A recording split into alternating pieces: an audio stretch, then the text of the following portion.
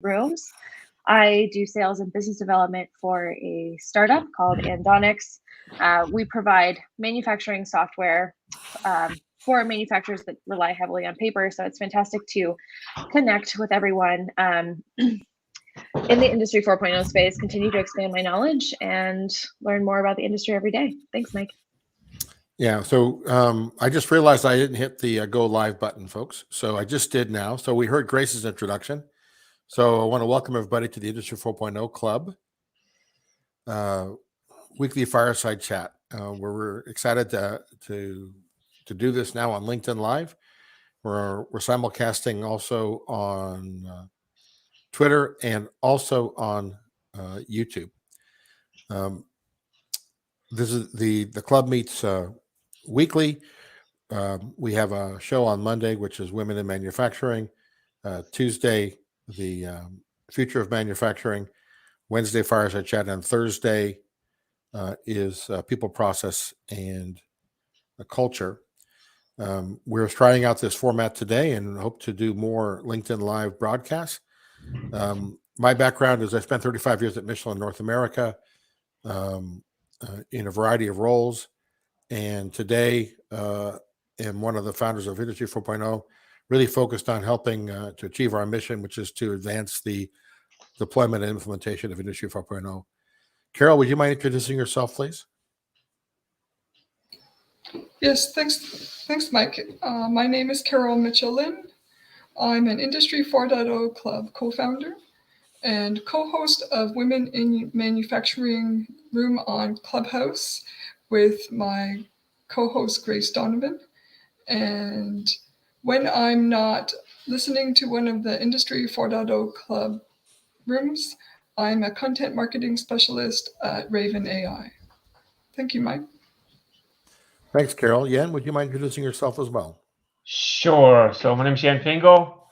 I'm a co-founder of Industry 4.0 Club here, of course, and when I'm not here on LinkedIn Live or on Clubhouse, I am a product leader for Ingersoll Rand regarding digital solutions, where we are making our compressed air equipment smarter and connected with IoT, and providing insights and information back to our customers. I'm also a co-host on the Tuesday Industry 4.0 Manufacturing Futures Room together with Ira and Carol and Grace once in a while as well. And I'm also a co-host on the Thursday collaborative People and Process room with Ann Wyatt. And I would say when I get on these rooms, I always learn something every time and have a great conversation. This is Yen. I'm done speaking. Thanks, Yen. Appreciate that. And Grace, we did get a chance to hear your introduction earlier. I did hit the live before you got a chance to finish, so that's great. So let's start off. First question for you guys. So why are you, I mean, this is something that we're all sort of a passion for, but what is your passion? Why are you a member of this Industry 4.0 Club Founders Group? Maybe I can throw that to Grace to start us off. Yeah, thanks, Mike.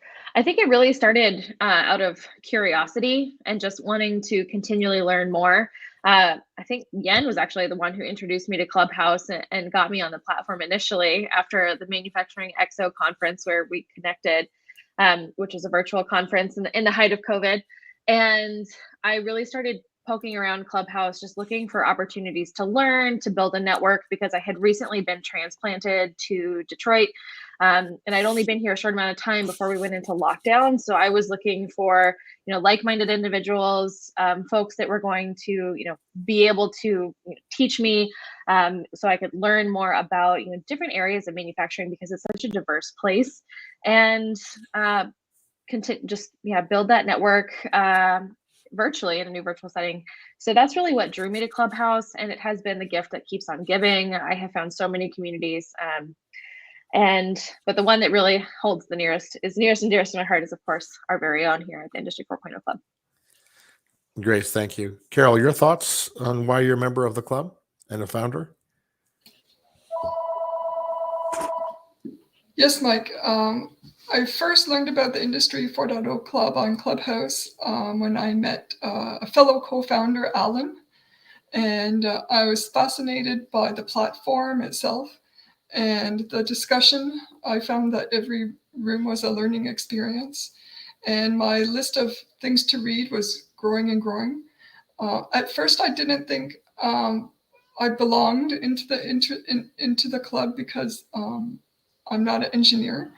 However, my unique experience created content for small, medium manufacturers in the smart manufacturing space really was something that was interesting to the other founders, and they thought they appreciated my unique approach to things. So that's really what led me here.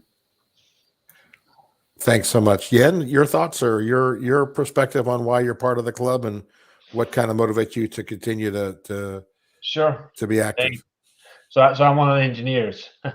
So I've been in industrial automation for the last close to 20 years plus, and so although it's now called IoT and Industry 4.0, I've been in the same space for that long and always been interested in it. And now that I'm working for a OEM, I got introduced to the Industry 4.0 Club through I was actually a guest on one of the rooms, actually the Tuesday room on futures, and we talked a lot about there's a gap right now with OEMs integrating their information back into the end customers' Industry 4.0 and IoT initiatives, and I feel very passionate about that, and so that's kind of what got me into it. But then we've had so many very interesting topics, both on the Tuesday and Thursday rooms around Industry 4.0, and I'm saying I learned something every time, and I'm just happy to be able to contribute with the little I have in these rooms and enjoy the conversations every time. Thanks, Yen. That you guys, it's really been a pleasure to work with all of you. For me, and really be, I think, work. It's not like work, but it's fun to kind of exchange with all of you. For me personally, you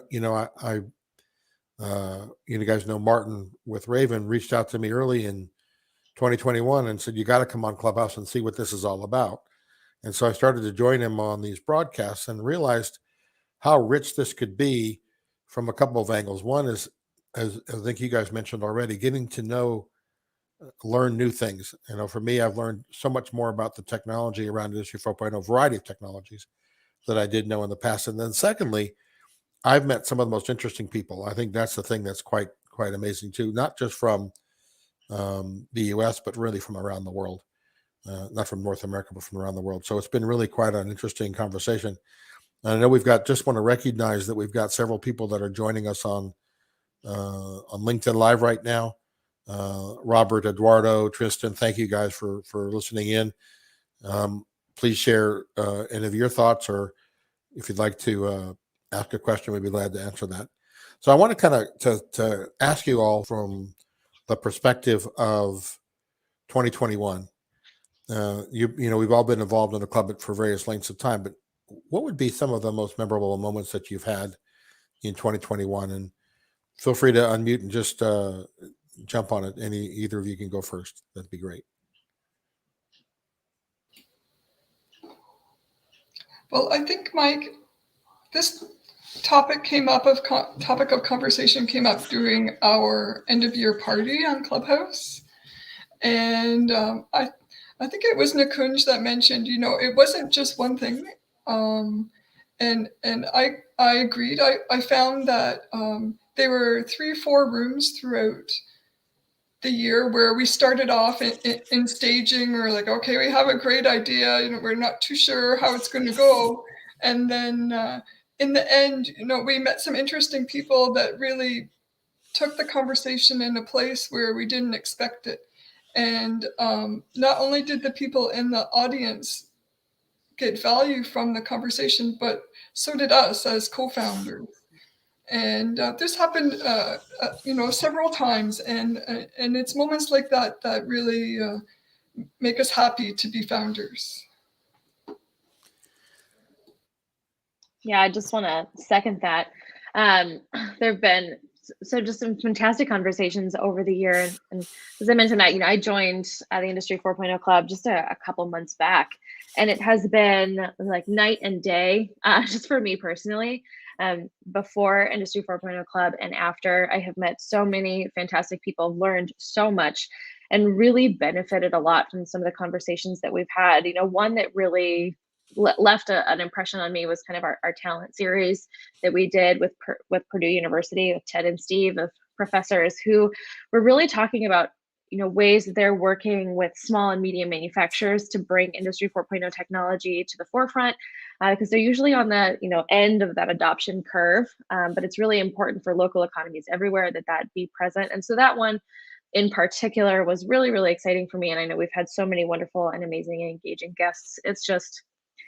It continues with all these great discussions and all these folks that we get to meet. So that's been a major highlight. Yeah, I definitely second that. I mean, the Purdue series was great. We've had several other series as well that I've been part of as well. We got a specific guest in for 2, 3, 4, 5 rooms, and had a good sequence of introduction, learning, and then a review of what we learned in there, and some great topics. So a lot of good stuff that we've had in these different rooms.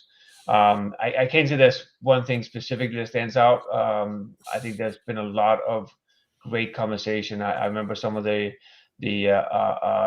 fireside chats that has been out there. Some. I mean, you get to learn or you get some information from people that you normally don't talk to, and they provide some background of why they're where they are today and what they've been doing, and that just provides so much content and context to what we're doing here as well. And then I would also, to Grace's point, the connections that we're making through here. We see people coming to a room, get introduced, and then they come back, and they provide more information every time, and we learn something from them every time. It's been a great time. I've really been enjoying. I would say it's probably been about 8 months now. It's been a great time, and I look forward to these rooms every week. For me, there were 3 or 4 things that stick out in 2021 that were kind of events that I recall. We ran like a 12-hour broadcast on was it Women's Day? I forget the title of that. World Women's Day. Anyway, it was really quite interesting because the topics that we were able to discuss during that time were quite dynamic and quite diverse, and the number of participants we had was something really special. I also remember, was it Hanover Mess, if I could recall correctly? We did I'll say end of party or end of day sort of recap each day of the week, if you remember, trying to host a room and bring people from Hanover Mess over to Clubhouse to have a conversation about what they heard for the day. So there's been a couple of really cool, I think really neat things that we've done through the year, and I can't wait to see what that'll be in 2022. I'd like to welcome Nikunj. Nikunj, thanks for joining us today. We had a chance earlier to introduce ourselves. Would you mind introducing yourself as well, and what brought you to the Industry 4.0 Club? Yeah, thanks. It's lovely to have this opportunity beginning of the year, and great to try out this new format. So I'm really looking forward to improved ways of interacting with our Industry 4.0 Club community. Yes, so it's almost a year now, and maybe a week short of a year since when Industry 4.0 Club started activities, and I was there on day one. So really excited to see the evolution that we are seeing here, and welcome our guests for 2022 activities as well. What brought me to Industry 4.0 Club was perhaps a long-standing desire to have an impact on the community beyond what I do in terms of my commercial work. And I was talking with people at a very early stage in the founding of the company Falconry that I started 9 years ago. At that point, I'd already spent 3 years working in the industrial sector, resource-intensive industries, primarily for their optimization. This is pre-Industry 4.0 industrial internet days, by the way. And so when I was talking at that time, people asked me, hey, you're switching over from doing software, databases, which I came from Oracle, to this new world. And why did you do that? And I said to them that, I really want to have a purpose in life that I can retire into. And it feels like this world of the industrial economy is a never-ending quest and a source of endless number of challenges. And that's why I've spent all these 12 years in the industry. And when this Industry 4.0 club was getting started, I thought this is a good way for me to learn directly from people who are active in Industry 4.0 and influence those who are seeking to be active in Industry 4.0. Thank you, Nikunj. It's earlier we were talking about the diversity of the club and the people we've met, and it's quite. We really are appreciative of your own engagement with us. So that's great. Thank you so much for that. So I know, Carol, you mentioned that you have a limited amount of time with us this morning. So maybe I can pose the next question to you as we think about 2022. And we've been in, as Nikunj mentioned, the club's been around for a year now. For 2022, what goals do you have in mind for the club as we look to the future? Thanks, Mike. Well, number one, to continue to have conversations with interesting people. And we have, as our network increases, I think it gets easier to meet new people and bring new people in to have interesting conversations with us, and maybe even have more specific conversations. And I think we've been very good at doing this, but I think we will maybe do a better job of it over the next year. I'd also like to grow the Women in Manufacturing room, and Grace had a great start when she joined, and I think we can continue to bring in interesting women who can share their experiences in Industry 4.0.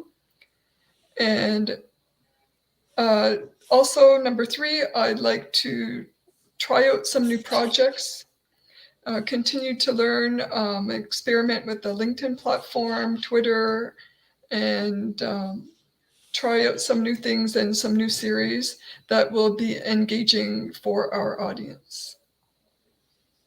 Carol, thank you so much for that. Yen, would you share your thoughts for 2022? Sure. Yes. Definitely, Carol mentioned most of the things that I'm looking forward to as well. We're going to be starting to think about broadening out our activities from Clubhouse into LinkedIn Live, Twitter, YouTube. That's going to be very interesting, and trying to gain a broader kind of following. I think that's going to be interesting to see how that's going to be playing out. I know LinkedIn is going to be looking at coming up with a platform similar to this, because here we have a good conversation with us, but we can't really bring anybody in, and that I think we definitely want to keep that we can bring interesting people in up on stage, talk to us, and have a conversation. So we'll see how all that depends. I think a lot of things are going to happen in this audio media space this coming year, so it's going to be interesting to see how that goes on.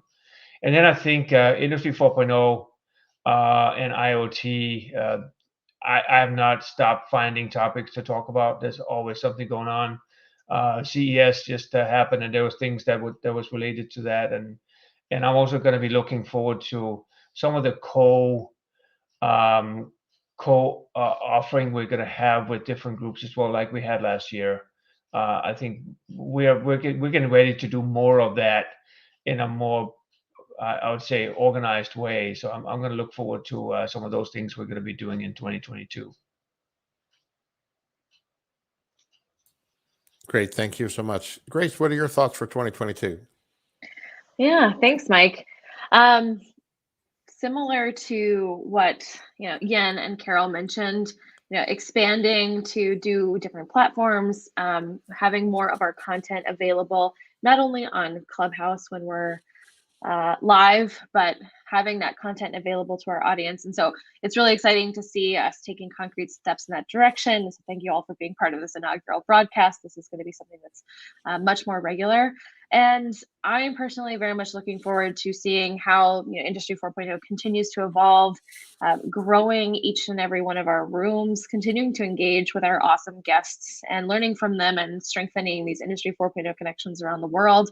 It's so interesting to hear what's going on in each corner of the globe, how industry is changing in each industry and each geographical market. So those are really kind of my goals and things that I'm excited to see. So thank you. Thanks. The Kunj, could you share your own thoughts for 2022 for the Industry 4.0 Club? So I guess maybe the way I think about 2022 is up until 2020, Industry 4.0 was somewhat sleepy. Sleepy in the sense there were plenty of us entrepreneurs who were active, but the concept was somewhat in the horizon and not so close in the dashboard. And 2 years have changed that a lot. I hear a lot of active, exciting conversations across a very wide spectrum of the industrial activity. And that is signaling to me that Industry 4.0 is not just relevant, but needs to deliver. And it needs to deliver soon, otherwise it will become one of those fading stars that had its time in the sky and then disappeared. So my goal with 2022 is to establish sort of more of a connection into the in the community that I can learn how to impact in the time we have available. I also want to use the opportunity that I get up on stage to create greater excitement in the community for what we are all doing, because there's just a tremendous challenge for us to compete against the likes of Google and Microsoft and Facebook and others. We have to attract talent, and that talent probably answers to both the mission and the personal sort of requests that they hear or that get to their ears. So I want to make more of them. Thank you for that. I think there's a lot to look forward to. You mentioned something that I would like to kind of expand upon. When I think of 2022, I think about where we've been in 2021. I think about the reach we've had, and we're very much even East Coast U.S. East Coast time zone centered. And so there's a whole. We have some folks from Europe that have joined from time to time, but we really don't have as much on the West Coast of the U.S., but also in Asia. And so the opportunity is to kind of expand our reach and be relevant for others. I think this format provides some ability to do that, because we'll be able to record our material, make it available on YouTube, make it available for others, and so they can actually hear our broadcast asynchronously, where we don't have to be live. So I think that's going to be a big help as well, to try to help spread the word and maybe attract additional folks to our club and our broadcast. So hopefully that will take place through these efforts. So as we get, it's one of the things I always think that's interesting, because we've gotten to know each other quite well, I think, through our conversations and our engagement together. I'm curious, this is kind of a personal thing for everybody a little bit. So maybe what, and we can, you guys feel free to unmute and just, we'll make this sort of a, without me having to be the middle person for everything. What's something you've learned about a founder that you'd like to share maybe with the audience? So be careful what you share, but who'd like to start? Could I go first, Mike? Yes, please. Yes. It was actually Grace who introduced the club to Antigone Sherris. She had Antigone as a guest one room on Clubhouse, in the Women in Manufacturing room. And Antigone is a very experienced, knowledgeable, and very humble person. And she founded an organization called Gadget, Girls Adventuring in Design, Engineering, and Technology. And I found this group to be fascinating, and the work that she's doing that with them to be very fulfilling and very important. So that is the one thing that I learned about a specific founder that I thought maybe should be mentioned again for the world to hear about. Thank you, Carol. That's great. Others? I can maybe add it into a little bit of that. Some of our founders are very active on Clubhouse, and I've learned a lot just by sometimes bumping into them in various rooms. Like Ryan just joined us here. He has a very broad spectrum of things that he do, especially on Clubhouse as well. We're talking about stand up. I don't know if I've heard you singing yet, but you've done a lot of different things. And I know that Myra has been on Clubhouse and been in various different rooms where I normally wouldn't suspect her having some interest, but you kind of get a feel for what people are interested in, and it could be space, aliens, and all kinds of different things. So especially the Clubhouse masters, have been interesting to follow them and see what they're doing on Clubhouse. Been pretty cool. Yeah, And then, of thanks. course, we got Nikunj and we got Martin, which have just a wealth of experience in manufacturing and Industry 4.0, and I just enjoy listening to them every time we're both either just together or in one of our official rooms. Always great. Thanks, Jen. So welcome, Ryan. We've been chatting for the last 30 minutes just about the club and things we recall from 2021 and thinking about 2022. We also introduced ourselves at the start of the broadcast, and so would you mind sharing a little bit about yourself and introduce yourself to our audience, please? Yeah, thank you, Mike. So Ryan Treese, I'm currently in business development with telecommunications. So spent the last decade doing machine vision, industrial IoT, a lot of factory floor stuff. So I've really enjoyed my time in the Industry 4.0 club because there's a lot of individuals we can deep dive into some of the process or tech or even the people. So I really enjoy our conversation so far. So thank you. Thanks for taking some time out of your day to jump on and be part of this this LinkedIn Live broadcast. One of the questions we asked folks earlier was memorable moments from 2021. Do you have anything you'd like to share about 2021 with the audience that in the club relative to the I-40 Club?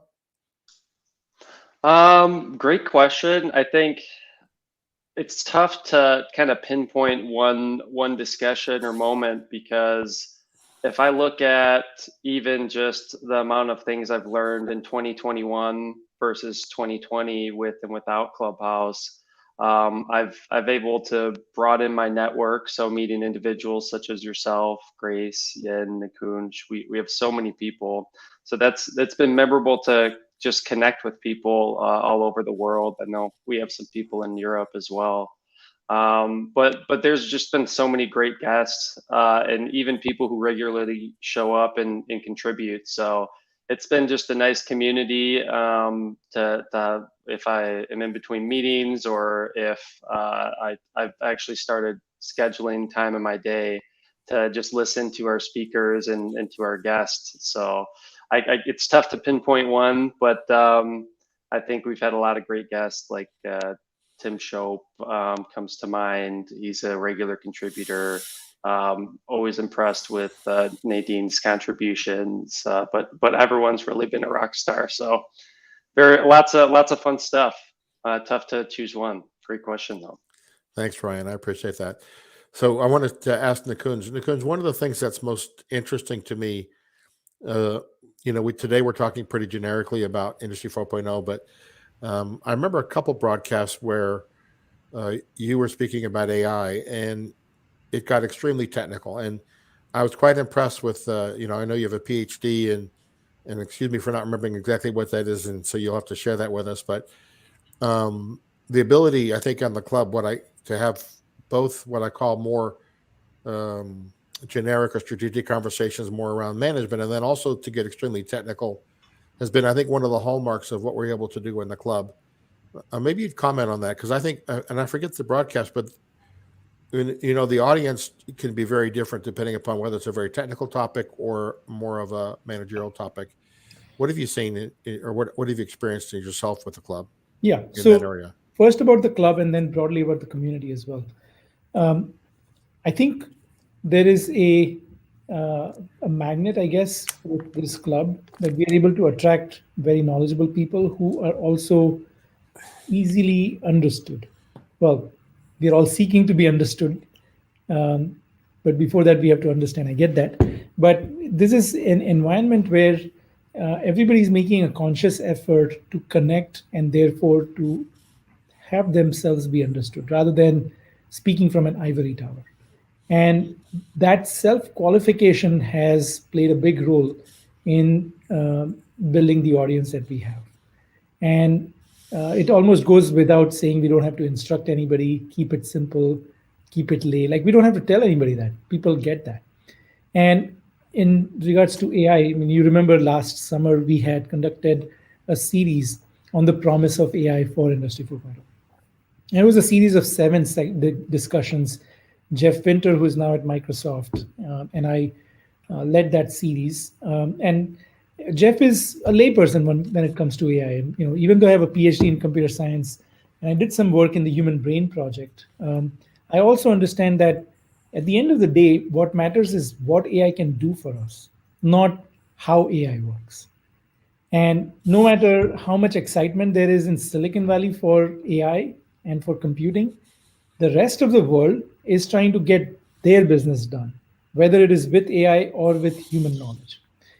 And so one of the things that has been impressive about this group of founders and our guests is that they have been able to successfully pare down some of the distracting details. Not to say that they are distractions, and not to say that they are primary in the discussion, but they really can be distracting and they can be somewhat off-putting to the audience. And they've been able to stay away from that. At the same time, there are times when we have esteemed guests on our shows who will ask a question, because it is very important to be able to understand the concept that is being discussed as to what is really meant. When we talk about, for example, scaled AI, naturally the first question that comes to everybody's mind is, don't you know how hard it is to label anything in order for AI to succeed in the industrial world? It's hard enough in every other field. In the industrial world, it's 10 times harder. How can you scale AI? What is the technique? What is the method? And while I myself wouldn't be aware of all of the details, and that would probably happen in a different type of room, but you have to be able to explain yourself to have any credibility in this community. And this is where I was going to come to the community after our founders and our guests. Our community consists of very knowledgeable, technically competent, and curious people. And so they do seek to understand. They may not always be able to, but they always seek to. And we have to cater to that curiosity, because at the end of the day, that's the reason why they keep coming. And we have a duty as founders to foster more curiosity, because that's where new connections are going to get created. And so we cannot lord it over anybody. We have to make an attempt to explain and also to clarify to ourselves in the process. And that's the advantage or benefit I see for guests and founders, is that this has given us an opportunity to test our own ability to explain. And if we are not good enough, well, no harm done, no foul. Right? We can improve, we can learn and be better. And that creates opportunities for a lot of us who are doing groundbreaking work, or who are doing somewhat risky and innovative work, to experiment how we communicate to the community broadly about that innovation and that risk. Thank you. That's a great perspective. Other thoughts from the group on the topic that Kunz was sharing, on his perspective on sharing and engaging our audience? I can probably. I was not able to attend yesterday's room that I normally co-host on, so I listened to it offline. And one of the things that stood out for me is the way we are able to get a conversation going and get some various different perspectives on a topic. I mean, I think we probably planned to talk about 4 or 5 topics from CES, and I think we went to 1.5, just because you get so much conversation, interesting perspectives, and collaborative around that topic, and so we're providing actually a medium for not just us to provide information to our audience, but to have key people from the audience come up and provide even further information on areas that we might not be experts in, but we have some broad information about it, and we can bring that topic up and provide our perspective, and then we get all the perspective of people that come up. It's just a really good way of getting conversations going and get information out that we couldn't have planned ahead of time. It's just something that happens, right? And I think to Nikun's point, we need to kind of lead that, make sure that we provide that kind of benefit for audience, but at the same time also recognize that a lot of times we actually get the audience up and we get benefit from everybody just because the audience is there and that there are various perspectives on the topic, that we now bring a medium for people to talk about that they normally don't have access to. Yeah, that's a really good point. I think that's one of the challenges we're going to face with LinkedIn Live and using StreamYard is how do we engage the audience? I think we can do that. We have the ability to do that. And in fact, if there's anybody in the audience that would like to join us on stage, if you'll drop your email address into the chat box, I'd be glad to give you the invitation and have you join us for the conversation. So that's something that we can do on StreamYard live as we go forward. It's one of the risks, though, if we're not careful, is that we won't have that same level of engagement while we're doing this sort of an approach. So I'm excited to explore and see how we can blend this medium with what we've learned on Clubhouse to engage our audience in these conversations, because that, as you mentioned, that's really a really rich approach, and we all learn from each other, not just from ourselves. So that's fantastic. What other discoveries have we made about our founders? Any perspectives you'd like to share? Anybody on the stage? Grace, you seem to be smiling about something. Yes, I just immediately think of Alan, who is a regular participant in a lot of our rooms, and he'll come up on stage.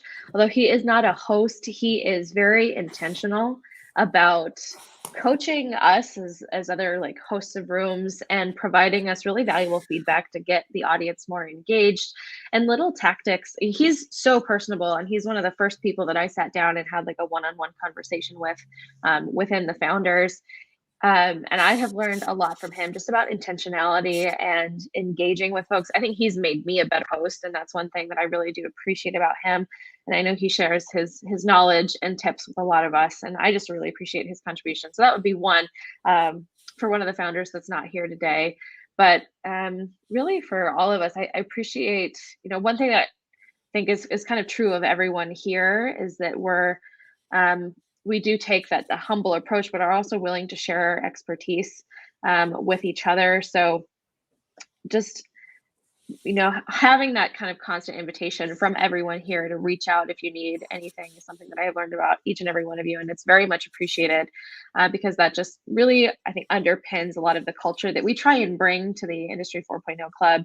Again, it's really collaborative, but we don't want to talk down or we're not here to give lectures. We're here to cultivate conversations and really bring in part of that audience. And whether you need that, personally, professionally, or within Clubhouse, that's all something that's readily available, and that's much appreciated. I feel it, and I sure hope that our audience does as well. Thank you for that. I was thinking back to, I know you're hosting now the Women in Manufacturing, but I want to take a moment. I think about Nadine Rahman, who's in Germany, and one of the things about Nadine that came through the broadcast that I think has really helped us as well, set the tone for how we run and operate the club. Nadine is very comfortable in her own skin, and is very genuine. And I think when Nadine gets on a broadcast, we know exactly who she is, what she represents, and how she feels about a topic. And I think that's something that she demonstrated early on. And I know, at least for me, it was impactful to help her model how I would want to actually present myself on Clubhouse and in our club. I mean, others do the same, but my memory of listening to her on the women in manufacturing and the topics that came up and the questions she would ask and the insights she would share were really quite good. So I just wanted to kind of shout out to her. Hope we can see her more frequently in 2022. The last few months she's been busy with a new role, and hopefully we can have her on more of our broadcasts. Other perspectives on founders and discoveries from the club, from anybody? I can say maybe as a general thing that the founders that was founders at the time I got on, and I think that's a general theme all around, is that we're always open, approachable, humble, and I think that comes through in our rooms, but also comes through in how we interact with each other in our own environments.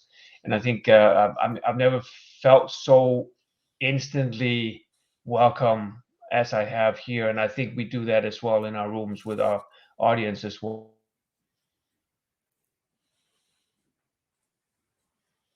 Club here, the way what we want to do and how we want to get people in. It's not like we have a KPI goals and we need to get going. We just have an openness about, let's get some conversation going, let's get some people in and have a great information sharing. And I think it was really surprising to me when I first got introduced to this, and the time until I became a founder, and then the feeling afterwards. It's like I know you guys like immediately, even though with COVID and everything.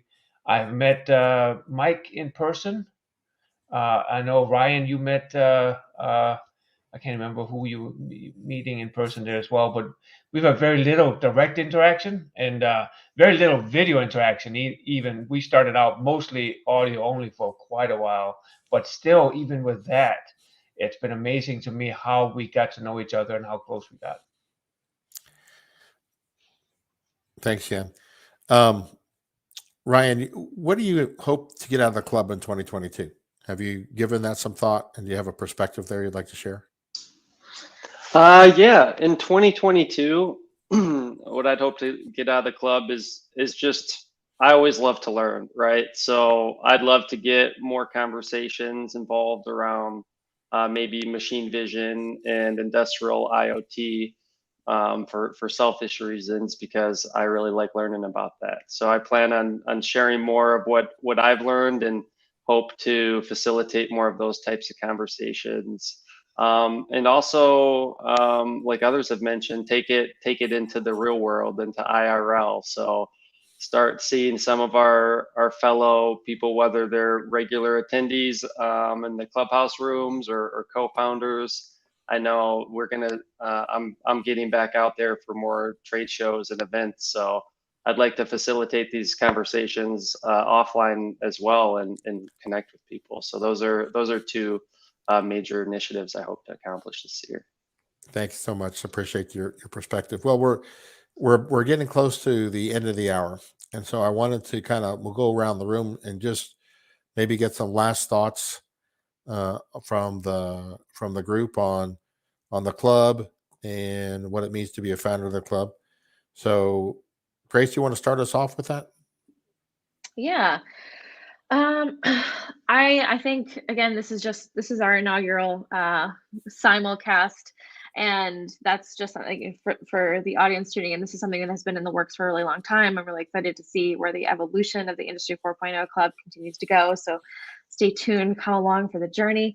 And I am, I think what I've really gotten from the club too is just, it has taught me so much about, it's really expanded my horizons with Industry 4.0. I can't, I learned about it a couple of years back when I was working with industrial manufacturers in Chile and mining, and that was just the tip of the iceberg. There is so much more there, and it's something that we continually expand on. So I think for me personally, it's just going to be continuing learning, continuing to explore the different nooks and crannies of the Industry 4.0 Club, and all of our guests and contributors who continue to share their on-the-ground experience And yeah, if anyone's, I'm certainly looking forward to the trade shows as well.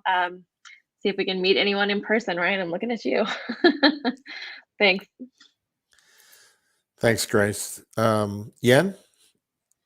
Yeah, I'm thinking if COVID hits a little bit more than it has done, maybe we can meet it in the metaverse instead. We'll see what happens here in 2022.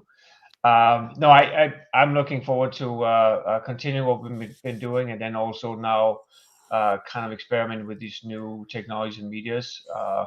I'm really happy about the fact now that we are able to both record in Clubhouse as well as with this LinkedIn Live, Twitter, and YouTube, that we can record with video as well.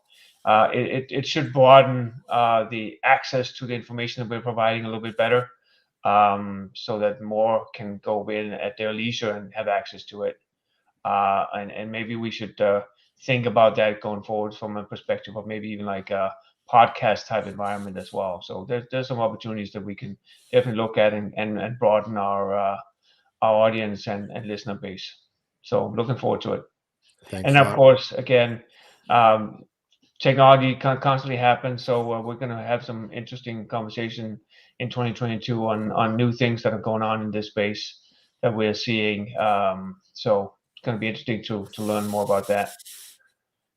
Thanks, Yen. Nikunj, your thoughts on as we for the club going forward? Yeah, well, there's never a shortage of new ideas in the club, and I know we spend a lot of time thinking about improvement, just like continuous improvement in the industrial world, right?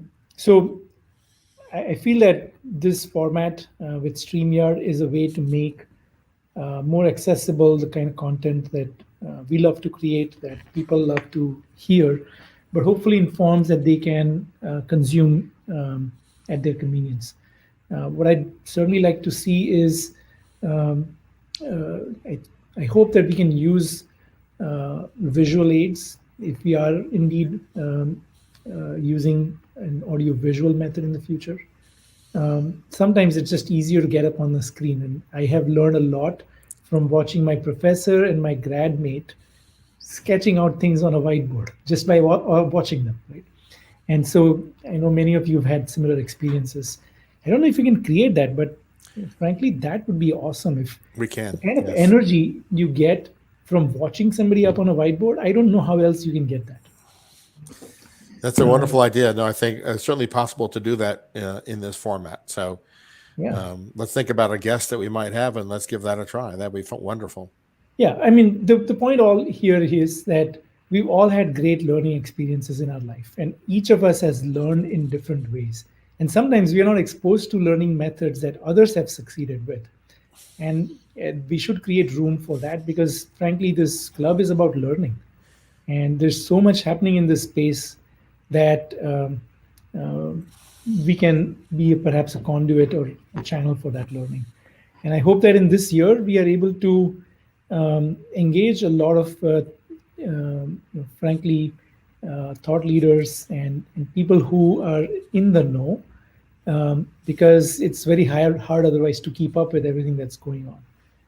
And hopefully these new formats will help us get their time and focus. Thanks, Nikunj. Ryan, any last thoughts thinking about the club in 2022? Very excited to see the direction we take it. I think I've heard a lot of great ideas already. I love the visual learning. I've always been a very visual learner, so using those additional resources that Nikunj had mentioned, and I'm excited to see where we take the club this year. So yeah, nothing comes to mind, but appreciate it, and thanks for your time. Yeah, thank you so much for as well. So for me, I just want to share a couple things. I think it's there are several guests that I know that I've thought about that weren't on in 2021 that I think would be great to join us in 2022. And so I look forward to scheduling them. And of course, we've had several guests in 2021 that we need to have back. That we're all a year smarter, if you will, a year more experienced. I'm thinking about Deborah Dull, who talks about the circular supply chain. That was very interesting. And Nikunj, your colleague who talks about zero waste in metallic manufacturing, I forget his name, I'm sorry. Greg Waters, yeah. Yeah, some really interesting people that we've had in 2021 that would be wonderful to have back in 2022, and then to expand. You know, we have 8,000 members in our club on Clubhouse now, and you know, it seems like we're just barely scratching the surface of who we can reach and how we can reach them, and really to engage them, learn from them, and share with them. So I'm excited about that. I want to thank Grace, Yen, Ryan, Nikunj, and Carol, who had to leave already, for joining us for this Fireside Chat today, a chance to meet and talk with some of our founders in the Industry 4.0 Club. I want to invite everybody to join us on Clubhouse Mondays at 11:30 a.m., where Grace and Carol host Women in Manufacturing. Tuesdays at 11:30 a.m. Eastern Time as well, where Yen and Ira Sharp will host the future of manufacturing and talk about some more of our technical topics. We hope to do a mix of this Fireside Chat here on LinkedIn Live and do some of them on Clubhouse on Wednesdays at 11:30 a.m. with Mike Yost, Nikunj, and I as co-hosting that. And then Thursdays, we talk about people, process, and culture with Ann Wyatt and Yen and others to really focus on some of the softer things related to I-40, Industry 40. So thank you all for joining us today. We're really excited to kick off 2022 and kick off this format. With that, thanks again, and have a great rest of the week. Yeah, thanks, Mike. Thanks, everyone. Talk to you soon. Thank you, Mike. Bye. Happy New Year again. Everyone. Bye-bye.